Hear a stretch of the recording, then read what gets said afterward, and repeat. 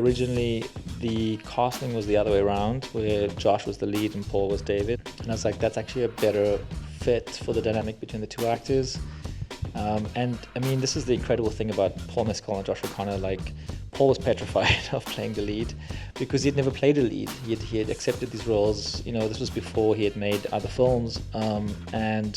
And Josh just like wanting to be part of the movie. So he was like, if that's the orientation you want, that's still what I want to be part of, because they were responding to the material.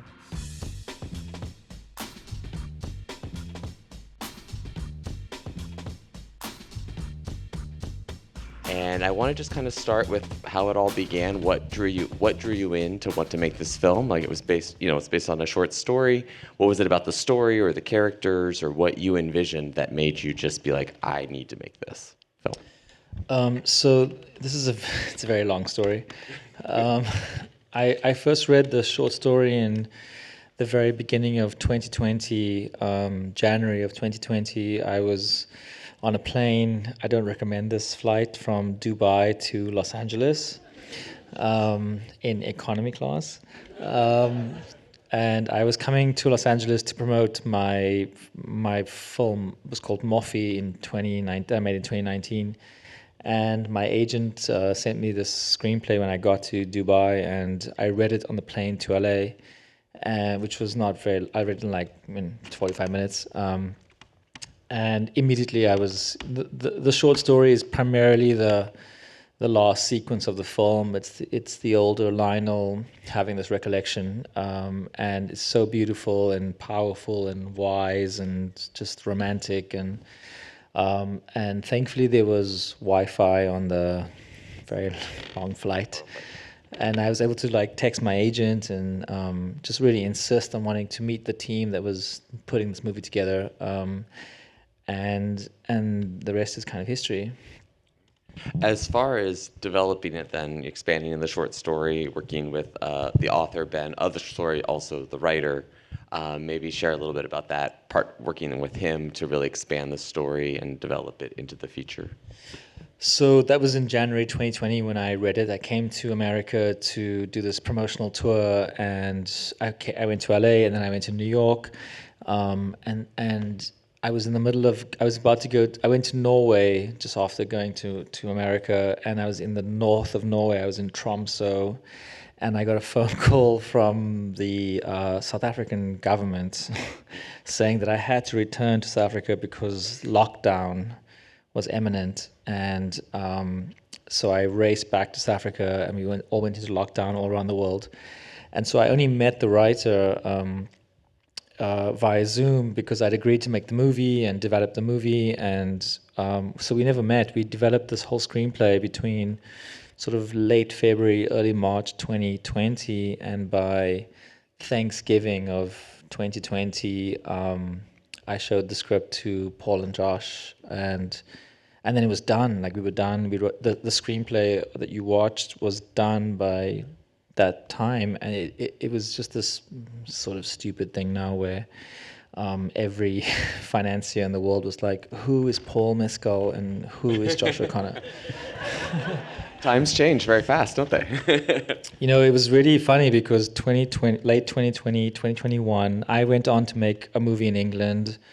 I remember one day Paul called me. He was like, do you think History of Sound's going to go? Because I've just been offered this movie to shoot in Turkey with this director. And I was like, what's it called? He was like, After Sun. And I was like, go make it, because we're not ready. And so we all made a whole bunch of stuff. I made a movie and a TV show.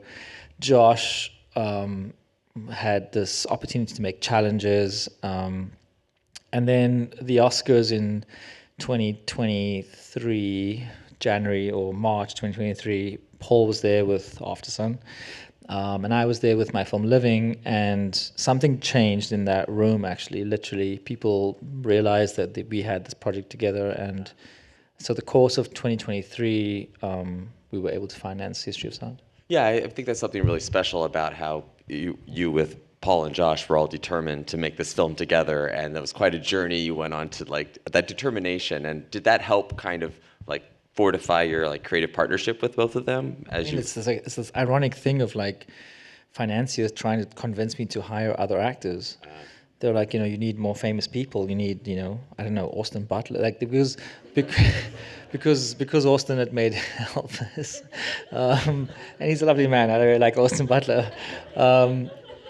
It was just this really strange thing because I was literally told for a good 2 years that Paul and Josh were TV stars, and I met Paul literally 10 days after Normal People came out over Zoom. He was living in this tiny apartment in London, and his whole life was changing before his eyes. So that's how long we've been gestating. So it was about sticking to them and waiting for them. When Josh did challenges, Paul was available. Josh wanted to do challenges. We were still trying to finance. And so I was like, Paul, we've got to wait for Josh. And so we did. And then Paul's like, oh, Gladiator. And then Small little indie film, yeah. and then we waited for Gladiator. And I was doing a TV show in England. And then the strike happened.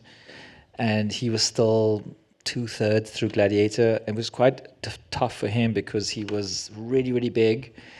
And he had to maintain his Gladiator body during the strike. And the only thing that we knew was that whenever the hell he finished Gladiator, he would need like 6 weeks to lose a lot of weight because Lionel had to be Kentucky, depression, starvation. Yeah, it's not 1910 to Kentucky. And it's kind of like Paul Mescal is an absolute wonder. So we were like taking this risk of how long the strike would go on. And at some point in the October of 2023, I just moved to New York. I was like, fuck it. I'm just going to start prepping. And the strike ended. Paul had like maybe a month more of Gladiator. He was still, and to his credit, I shouldn't be telling you this. As he started shooting the end of Gladiator, he stopped training. And so there's a few scenes in Gladiator where he's kind of thinner. And so he went on the starvation diet. And so then we had 5 weeks before we started shooting History of Sound. And it was a diet of tuna and salmon tartare and Peloton for Mr. Mescal. And he lost like 20 kilograms. Wow. Okay. So you go through all that, and you're at the point where you're able to shoot and make this film. Yes.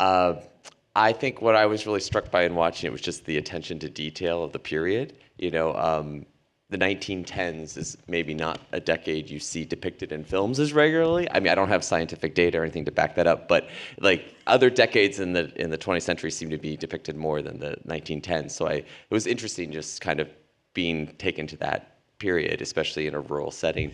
It's so interesting. Yeah, so I would love to just hear about how you approached the research and working with the production designer and the costume designer to really, hone that detail. Those are such interesting things because, Boston 1917 was this interesting time before the arrival. The Model T Ford had been invented, and it wasn't as prevalent, and Boston was a city of trams. So you have this incredible journey with a designer, sound designer, and creatives where you're like, oh, the soundscape of the city is still horse-drawn carts and the distant sound of trams. And this is like this audio world that you create. The scenes that we set in Boston, we shot in New Jersey. But it's like that's the detail of making a movie that's set in this. You have to do all this kind of interesting research about what was going on in the world and what was the soundscape and what was going on in these cities. And I suppose to an audience, those are things that you either know or you don't know. But then by the time we get to the mid-20s, when he's older and he's driving to go and find David, he's driving a Model T Ford.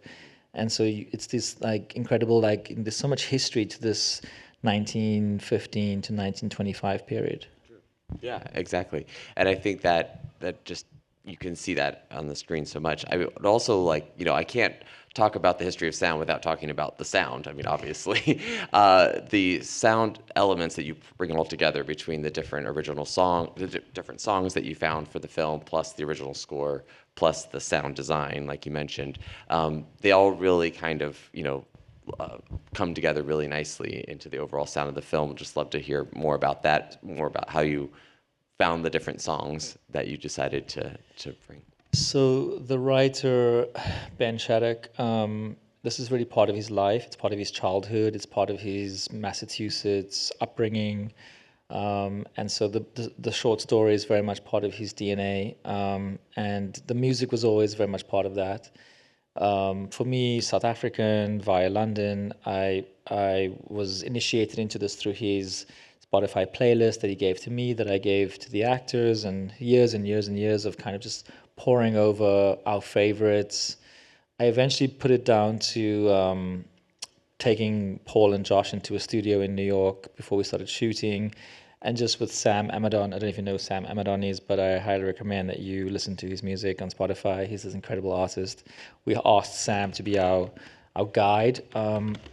And so Sam came in and we went to the studio in New York, and the guys just kind of sang a few songs and we recorded them and we listened to them and tested them out against their voices, very competitive between the two.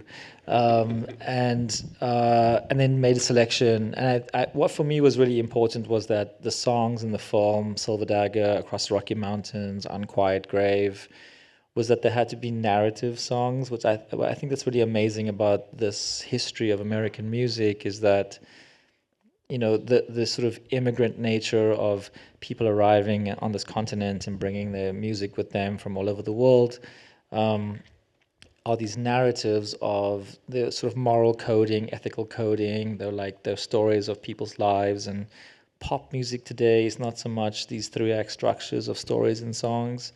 And these songs are like, you listen to these songs and there's something about them that's kind of cautionary or important to how people live their lives, and that oral tradition has kind of been passed down. And, you know, a lot of these songs are still being recorded by contemporary artists. It's kind of amazing that this tradition lives on.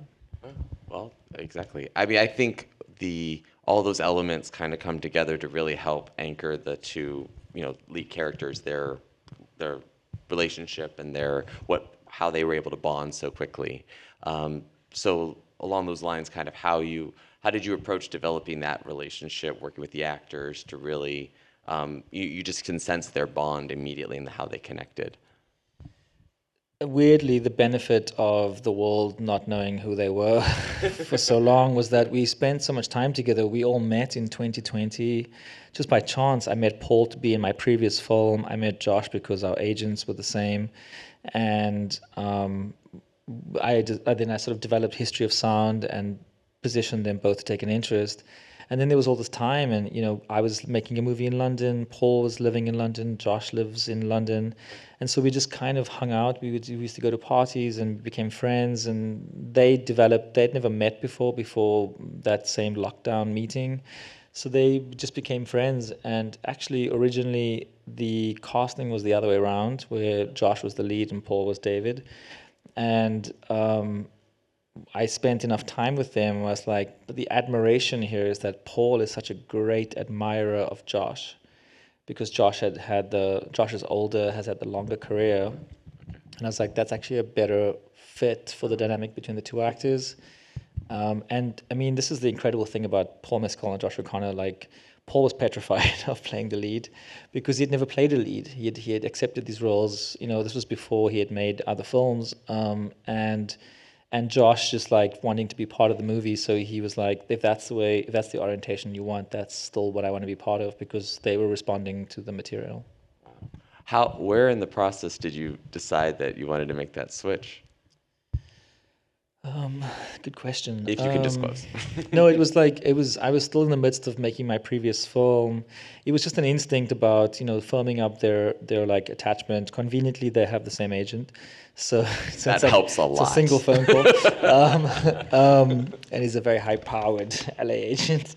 But it was a negotiation of like whether Paul saw the value of that and whether Josh saw the value of that. It was not like this, like, if one of you disagrees. It was like a suggestion that I was making. This is really like one of the most most liberating, like fulfilling experiences of my filmmaking career, because it's been such a joy to work with them, and we've become such good friends about it. But also they, at the time that we finally made this movie, it was just like the three of us carving out the time and going, if we don't do it now, we're never going to do it. Right.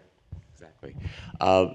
I also think what's interesting is, the short story is obviously one specific part of the overall story. So how much maybe just so everyone can hear, what elements you added on in developing the story beyond.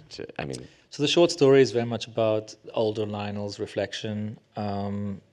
I, being South African, my background being kind of racialized, one of my early questions to the writer, Ben Shattuck, was, what are the other communities that they would encounter? So that became the Malaga Island part of our story. It was never really implied in the short about how Lionel lives, the gaps between Italy and Rome and the Lake District and England and Oxford, and so those were the real expansions. But this story has lived inside of the head of Ben Shattuck for years, so it was very, very quick. I've never worked on a screenplay where from no screenplay to shooting draft was 6 or 8 months. It was kind of miraculous. Wow. Okay. Yeah. Anything that you would like to share about the production of, like you mentioned, you filmed in New Jersey, subbed for Maine. Kentucky, Maine, England. All of it. Okay. Is there any sort of fun adventures or challenges you faced in the shooting process you'd like to share? It's just like, I don't know, like making movies like this in 2024, 25, it's really challenging. Dramatic films are under duress right now. Audiences are not drawn to cinema for drama anymore. I think people feel like it's kind of being fulfilled by Netflix and Amazon and Apple and whatever. And people generally seem to be going to the movies to watch body horror films, or just enormous movies about Formula One cars racing around tracks. So that was always like the actors and I are just these creative people who still believe in this kind of movie. We still believe that it's worth finishing it and shooting it and mixing it and scoring it for the cinematic experience. And it's dying in some way, but I think it's great that there are still people out there who believe in it and want to make it. And it's definitely harder than ever before, but I'm very encouraged by all of you being here tonight. And thank you for coming. Well, and I think we're at time. So thank you. Thank you both so much for everything. And thank you all for coming. Thank you. And thank you to the Natural History Museum, Film Independent, and KCRW for hosting this evening. Thank you. Thank you.